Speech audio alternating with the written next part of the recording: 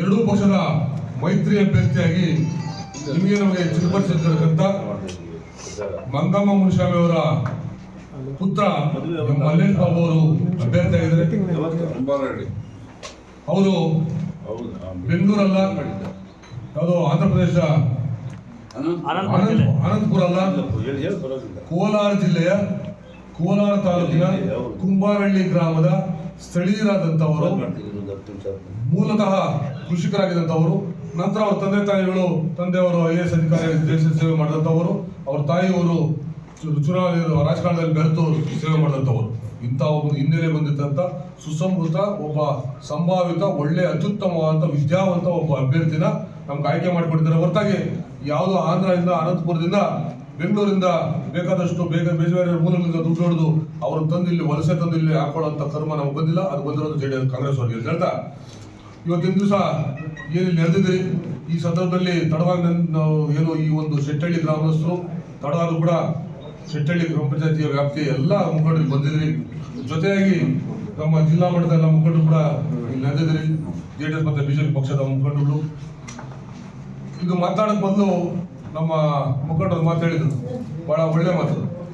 ನಾವು ಗ್ರಾಮದಲ್ಲಿ ನಾವು ವೈರತ್ವ, ದ್ವೇಷ, ಅಸೂಯೆ ಮಿಂತು ಏನೆಲ್ಲಾನು ಆ ಚುನಾವಣೆಯಲ್ಲಿ ನಾನು ನೀನು ಒಂದು ಅಡ್ಡದ ಬಿದ್ದು ಕೆಲಸ ಮಾಡಿದ್ರು ಕೂಡ ಇವತ್ತು ದಿವಸ ಏನೋ ಒಂದು ದೇಶಕ್ಕೆ ಮತ್ತೆ ರಾಜ್ಯಕ್ಕೆ ಒಳ್ಳೇದಾಗ್ತದೆ ಅನ್ನೋ ತೀರ್ಮಾನಕ್ಕೆ ನೀವು ಬಂದಿರೋದ್ರಿಂದ ನಾವೆಲ್ಲ ಒಟ್ಟಾಗಿದ್ವಿ. ನೀವು ಒಗ್ಗಟ್ಟಾಗಿದ್ದ ಖಂಡಿತ ನೀವು ಒಂದು ಒಳ್ಳೆ ಮಾತು ಹೇಳಿದ್ರಿ, ಅದನ್ನ ನಾವು ಸ್ವೀಕಾರ ಮಾಡ್ತೀವಿ. ನಮ್ಮಲ್ಲಿ ಏನೇ ಮನಸ್ತಾಪಗಳು ಸಣ್ಣ ಪುಟ್ಟ ವ್ಯತ್ಯಾಸ ಬಂದು ಕೂಡ ನಾವು ಹೇಳ್ಬೇಕಾಗಿತ್ತು, ಅದನ್ನು ನೀವು ಹೇಳಿದ್ರಿಂದ ನಾನು ಸ್ವಾಗತ ಮಾಡ್ತೀನಿ, ಸರಿಪಡಿಸ್ಕೊಳ್ತೀನಿ.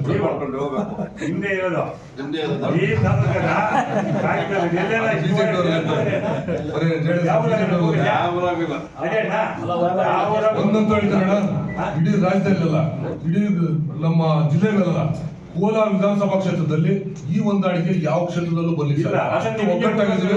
ಅದನ್ನು ಒಗ್ಗಟ್ಟಾಗಿ ತಗೊಂಡು ಕೆಲಸ ಮಾಡ್ತಾರೆ.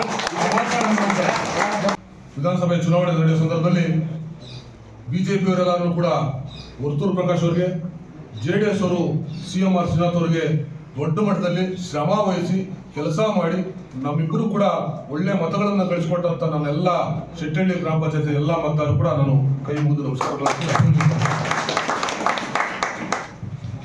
ಇದು ಇದ್ದಿದ್ದು ನಮ್ಮಿಬ್ಬರಿಗೆ ಪೈಪೋಟಿ, JDS ಮತ್ತು BJPಗೆ. ಇವರು ನಾವುಗಳು ನಾನಾ ನೀನಾ ಅಂತ ಹೇಳಿ ದೊಡ್ಡ ಮಟ್ಟದಲ್ಲಿ ಒಂದು ಹೋರಾಟ ಮಾಡಿ ಇವತ್ತು ದಿವಸ ಚುನಾವಣೆ ನಡೆಸಿದ್ರಿ, ಕೇವಲ 9-10 ತಿಂಗಳಿಂದ. ಅದು ನನಗೆ ಅರ್ಥ ಆಗ್ತದೆ. ಇವತ್ತು ಏಕಕಾಲಕ್ಕೆ ದೊಡ್ಡವರು ತೀರ್ಮಾನ ತಗೊಂಡ್ರು, ಅವ್ರ ಮುಂದೆ ನಾವು ತೀರ್ಮಾನ ತಗೊಂಡಿರ್ತೀವಿ. ಈ ಒಂದು ತೀರ್ಮಾನಗಳು ಬಂದಾಗ ಸ್ವಲ್ಪ ಅಟ್ಟಕ್ಕೆ ಬಿದ್ದು ಕೆಲಸ ಮಾಡಿ ನಾನಾ ನೀನಾ ದೊಡ್ಡ ಮಟ್ಟದಲ್ಲಿ ಕೆಲಸ ಮಾಡ್ಕೊಳ್ಳೋ ಸಂದರ್ಭದಲ್ಲಿ ಏಕಾಏಕಿ ದಿಢೀರ್ನ ಒಪ್ಕೊಳ್ಳೋದು ಸ್ವಲ್ಪ ಕಷ್ಟ ಆಗ್ತದೆ, ನನಗೂ ಅರ್ಥ ಆಗ್ತದೆ. ನಾವು ಅದನ್ನೆಲ್ಲ ಅನುಭವಿಸ್ಕೊಂಡಿದ್ದೀವಿ. ಇವತ್ತು ದೇಶದ ರಕ್ಷಣೆ ವಿಚಾರವಾಗಿ ನಮ್ಮಗಳ ಅತ್ಯುತ್ತಮವಾದ ಒಂದು ಭವಿಷ್ಯ ಕಟ್ಕೊಳ್ಳಿಕ್ಕೆ, ಆಂತರಿಕ ಒಂದು ಒಗ್ಗಟ್ಟು ನಾವು ಉದ್ಭವ ಮಾಡಲಿಕ್ಕೆ, ನಾವೆಲ್ಲರೂ ಕೂಡ ಗೌರವವಾಗಿ ಸ್ವಾಭಿಮಾನದಿಂದ ಬದುಕು ಕಟ್ಕೊಳ್ಳಿಕ್ಕೆ, ಭಾರತೀಯರು ಕೂಡ ನರೇಂದ್ರ ಮೋದಿ ಮತ್ತೊಮ್ಮೆ ಪ್ರಧಾನಿ ಮಾಡಲಿಕ್ಕೋಸ್ಕರಾಗಿ ನಾವು ದಿವಸ ನಮ್ಮಲ್ಲಿರ್ತಕ್ಕಂಥ ಸಣ್ಣ ಪುಟ್ಟ ವ್ಯತ್ಯಾಸಗಳನ್ನ, ಸಣ್ಣ ಪುಟ್ಟ ವೈಮನಸ್ಸುಗಳನ್ನ ಬದಿಗೊತ್ತಿ ಇವತ್ತು ದಿವಸ ದೊಡ್ಡ ಮಟ್ಟದಲ್ಲಿ ಕೆಲಸ ಮಾಡಿ BJP ಮತ್ತು JDS ಅಭ್ಯರ್ಥಿ ಮೈತ್ರಿ ಆದಂಥ ಮಲ್ಲೇಶ್ ಬಾಬುನ ನಾವೆಲ್ಲರೂ ಕೂಡ BJP ಮತ್ತು JDS ಕಾರ್ಯಕರ್ತರು ಸಂಪೂರ್ಣವಾಗಿ ನಮ್ಮ ಮನಸ್ತಾಪನ ನಮ್ಮ ಮೈಬರ್ತು ಒಗ್ಗಟ್ಟಾಗಿ ಕೆಲಸ ಮಾಡಿ ದೊಡ್ಡ ಮಟ್ಟದಲ್ಲಿ ಲೀಡ್ ಕೊಟ್ಟು ಗೆಲ್ಸ್ಕೊಡೋ ಮೂಲಕ ಮಾಡಿದ್ರೆ ನರೇಂದ್ರ ಮೋದಿ ಮತ್ತೊಮ್ಮೆ ಪ್ರಧಾನಮಂತ್ರಿ ಆಗಬೇಕು. ಇಲ್ಲಿ ಇಂಥ ಒಂದು ಏನು ನೀಚ ಒಂದು ಸರ್ಕಾರ ನಡವಳಿಕೆಗಳಿದ್ದಾವೆ, ಜನವಿರೋಧಿ ನೀತಿಗಳು, ರೈತ ವಿರೋಧಿ ನೀತಿಗಳು ಇವತ್ತೆಲ್ಲ ನೀವು ಮಾಡಿರ್ಬೇಕು. ಬೋರ್ ಹಾಕಿದ್ರೆ ಬೋರ್ವೆಲ್ಗೆ ಮೋಟರ್ ಕನೆಕ್ಷನ್ ಏನು ಕನೆಕ್ಷನ್ ಬಂದ್ರೆ 2,500 ರೂಪಾಯಿ ಕನೆಕ್ಷನ್ ಸಿಗ್ತಿತ್ತು.